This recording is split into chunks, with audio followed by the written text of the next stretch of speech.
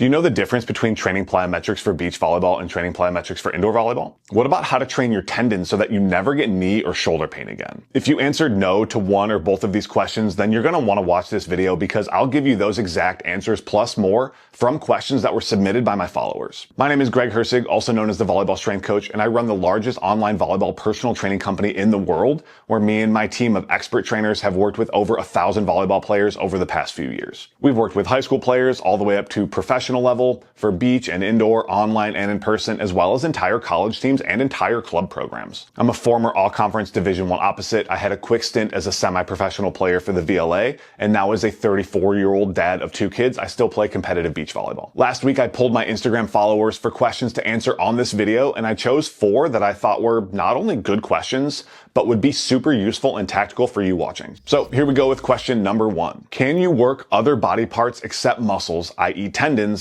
If yes, how so and for what purpose? So the short answer is kind of yes, kind of no. It's really popular these days to hear people talk about training your fascia, so I thought it would be important to pick this question to get some better information out there. So for one, you can't independently train your connective tissue like your tendons or fascia without also training your muscles. You also can't train your muscles without training your connective tissue. But you can manipulate what you're doing to put more emphasis on your connective tissue, and you can manipulate what you're doing to put more emphasis on the actual muscle. Really quick, before we get into that, just so we're all on the same page, we need to talk about what these terms actually mean. So I think most people understand what muscles are, so I won't spend a lot of time on that, but it's basically the tissue that you have on your body that is able to contract to make your bones move and thus make you move. Tendons are what physically connect the muscle to the bone. They are the attachment points that stick your muscle to the bone. Ligaments, we won't talk about too much here, but they connect bones to other bones. And fascia are these giant pieces, or maybe singular piece,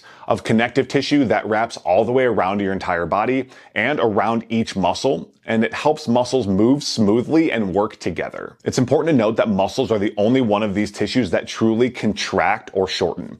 But tendons, ligaments, and fascia all have some elastic properties to them, meaning they can stretch to different extents, but they're not technically contracting like muscles do. This is actually really important for volleyball, and we'll talk about this more in later question when we talk about training for beach versus indoor. So now to answer the question, there are certain ways that you can train that are going to allow us to train our tendons to a higher extent. For example, if we do something like a squat with a really slow eccentric, so going down slowly on the way down, or doing them as pause reps, where you pause in the bottom for a few seconds, that's going to put more stress on your tendons than if you just lift with a normal, faster tempo. This means that your tendons will be trained more with these tempo exercises, but it doesn't mean that you're only training the tendons. You're very obviously still training the muscles when you squat. Another example would be isometric holds, so like a leg extension isometric. In this example, you're not moving at all and your tendons are taking a ton of load, but your muscles are also working very hard as well. Now for my thoughts on training your fascia. I basically think about it the exact same way. There are things we can manipulate in our training that puts extra emphasis on training our fascial system, but we cannot independently train the fascia without also training the muscles. And we can't independently train the muscles without also training the fascia. Fascia is quite elastic, so we utilize our fascia in basically every normal athletic activity like throwing, spiking, sprinting, and approach jumps. Anything that requires a high level of full body elasticity. This means we can also train in a way that uses our fascial system more by doing exercises that require full body elasticity. So on top of the examples I just mentioned, basically anything that has a combination of speed and full body rotation is going to train your fascial system to a higher extent. So I know that was a lot. Hopefully that helps clear some things up for you. We can actually go a lot deeper into that in a future video. So if you want your questions answered like this whenever you want from an expert volleyball trainer, then you should apply for our one-on-one elite coaching so you can work online with us.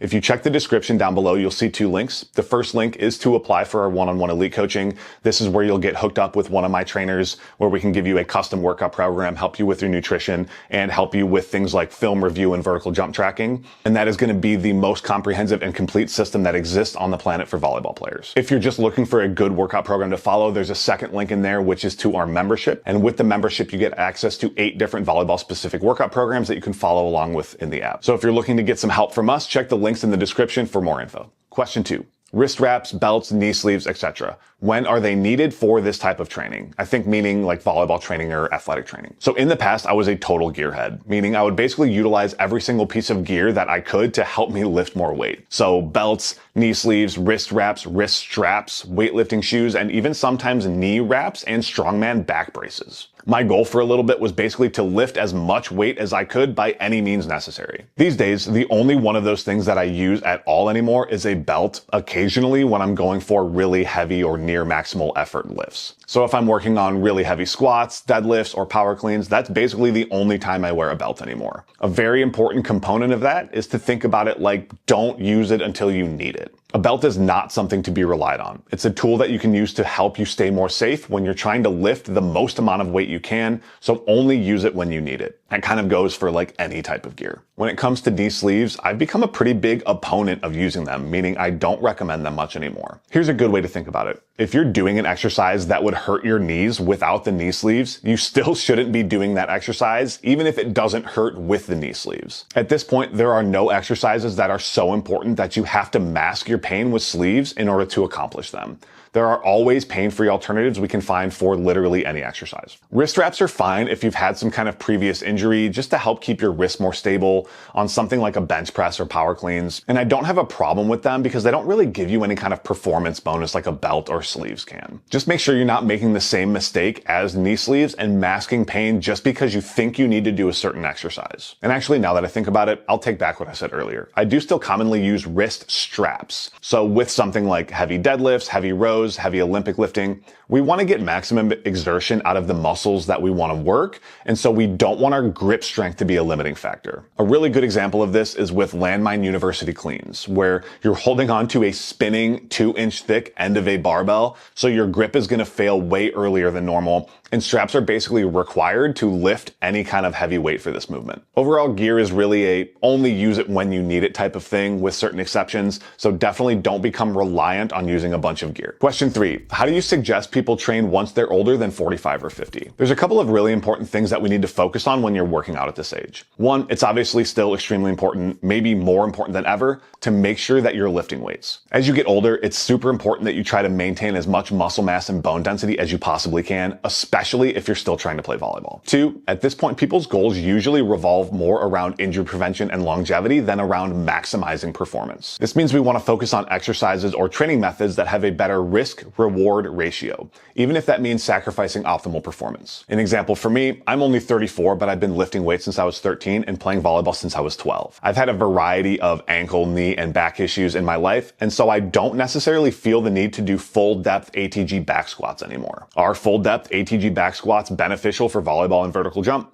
Definitely. At the point where I'm at in my journey, can I still get the majority of the benefits by doing a slightly less range of motion while staying safer? Of course. I don't necessarily feel the need to max out my squat, deadlift, or power clean anymore, and I've opted for different options like box squats, trap bar deadlifts, kettlebell swings, and landmine exercises. And point number 3, to quote Dr. Andy Galpin, when you stop jumping, you start dying. Meaning we want to maintain high power output exercises at some capacity for as long into our life as we possibly can. This means some kind of jumping and plyometric context, and even some kind of throwing movement. This doesn't mean you need to do maximum effort approach jumps and maximum effort baseball throws as a 45 or 50-year-old, but you want to make sure you always include some type of jumping and throwing, even if it's at a lower intensity. And finally, question number 4, how does your plyometric programming differ between beach and indoor? To answer this question, we need to understand the physical or physiological differences between doing stuff on hard ground and doing stuff in the sand. So we're going to have to revert all the way back to question 1 to really understand it. When we jump and move on hard court, we obviously use our muscles, but we use our tendons and our connective tissue to a much higher proportion than we do when we're in the sand. Because we're on hard ground, we're able to use the elastic connective tissue to essentially bounce around. This is extremely energy efficient because using the rubber band-like effect of our connective tissue uses hardly any energy compared to needing to contract our muscles. On the contrary, when we play in the sand, we get very little help from our elastic components of our connective tissue, especially in the lower leg like our plantar fascia or a big Achilles tendon. This means our muscles have to do a way higher percentage of the work, which I'm sure you felt anytime you switched from indoor to beach. It just requires so much more energy and makes you so much more tired. So back to the question, what does this mean for our plyometric training? It means when we train for indoor, we really want to utilize super elastic plyometric exercises that have really fast ground contact times. I'm talking about your traditional leaps, hops, or bounds, where our main goal is to try to get off the ground as quickly as we can. This helps train the connective tissue system to a higher degree and allows us to become more naturally elastic or bouncy. You can also do them at different intensities, but you definitely want to keep up a high degree of super intense plyometrics, where your goal is to maximize jump height while minimizing ground contact time. Now for beach volleyball, on the other hand, hand, since we can't utilize much in the way of our elasticity in the lower leg, we treat our plyos rather differently. Although I always keep some degree of quick ground contact time plyos in every program, for beach volleyball players, we do a much higher degree of what are called deep tier plyometrics. Deep tier plyometrics are typically done at deeper joint angles, like a squat or a split squat position. They have longer ground contact times and are used to train more of the quad and hip muscles as opposed to the calves, Achilles, and feet. We do still have elastic components in our quads and glutes that we want to take advantage of when we play beach, so we want to train specifically with this type of plyometric. Just like traditional plyometrics, deep tier plyos can range in intensities, so we want to work up to more intense variations like repeat squat jumps, alternating lunge jumps, also called scissor jumps, and weighted lateral bounds. So if you're transitioning from indoor season to beach season, you can start to include more of the deep tier plyometrics. And if you're moving from beach season to playing more indoor, you want to start to do more traditional fast ground contact plyometrics to prepare your body for the impact of indoor. So if you think this is super cool and you want your questions answered like this in detail whenever you want, then that's one of the biggest benefits of joining our one-on-one coaching program. Our one-on-one online personal training, which we call one-on-one elite coaching, is the most complete and comprehensive online volleyball training system on the planet. You'll work directly with one of our expert volleyball trainers to create a custom workout program and a personalized nutrition protocol. Plus, you'll also do a weekly check-in, live coaching calls, volleyball film review, tons of data tracking like for your vertical jump and strength numbers, and way more. We exclusively work with adult volleyball players over the age of 25 and primarily people who are looking to improve their volleyball performance while decreasing nagging injuries like joint pain, as well as looking to lose fat or build muscle to optimize their volleyball body. So if that sounds like you, then check out the link in the description to apply to work with us. If that doesn't sound like you, but you still want access to world-class volleyball programs, then there's another link in the description for our workout membership. In there, you'll get access to 8 different volleyball-specific programs that you can follow along with on our app. Finally, make sure you hit that subscribe button so you don't miss in-depth volleyball content like this. And if you have questions that you want answered in a video, leave them down in the comments.